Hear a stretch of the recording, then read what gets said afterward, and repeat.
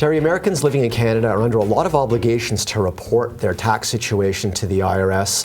Sometimes it just gets to be too much trouble, and one solution there is to renounce your citizenship. What's involved in doing this? It could be a relatively expensive process, not only administratively, but also from a tax perspective.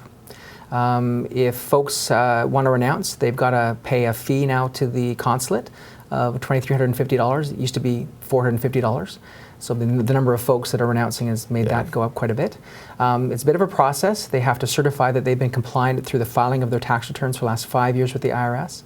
And depending on certain requirements, there may be 2 levels of income tax that will be imposed upon them when they renounce. So when you renounce, you've actually got to do a lot of administration and possibly pay a little bit of money to clear the way to make this all happen. You do. You got to come clean on everything. Again, the last 5 years of returns have to be certified.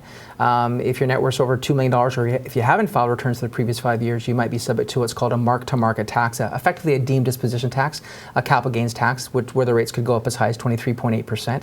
And then secondly, but there is a fairly generous exemption to eliminate a lot of the folks from mark-to-market tax. But folks that do have RSPs or IRAs or things like that, there's an immediate 30% tax that would be imposed on those assets. I think you just convinced me not to suggest people consider the renouncing option. It just sounds like too much trouble and too much money. Well, there's that as well as the lifestyle implications. There's provisions right now in the immigration law that might restrict people who renounce from ever being able to return to the U.S. All right, thanks, Terry. You're welcome.